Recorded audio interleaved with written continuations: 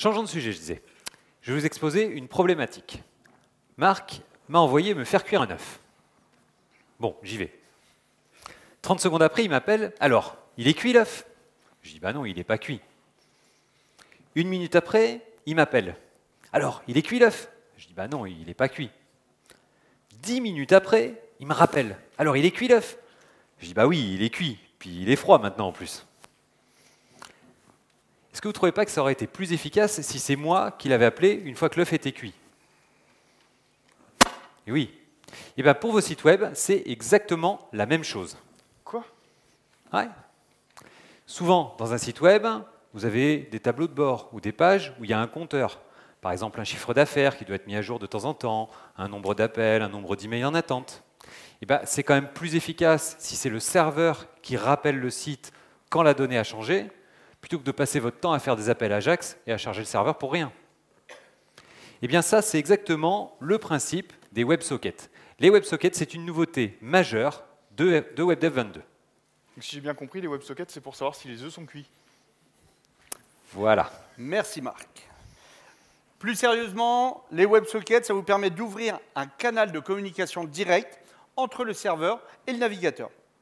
Donc le navigateur, il peut interroger directement le serveur et surtout, le serveur peut envoyer des informations directement au navigateur quand c'est nécessaire.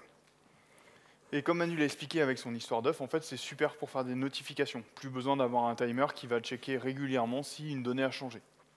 Alors, par exemple, je vais vous montrer ici, j'ai le site d'une clinique vétérinaire qui utilise les WebSockets.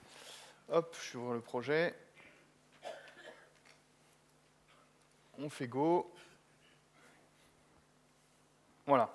Alors en fait, regardez ici le widget de la salle d'attente, en fait, il est mis à jour en temps réel. Quand un vétérinaire prend en charge un patient, ou qu'un nouveau patient arrive au secrétariat, le serveur de WebSocket envoie un message à tous les clients, à tous les navigateurs connectés, pour mettre à jour les données. Allez, on retourne dans WebDev et je vais vous montrer comment j'ai fait.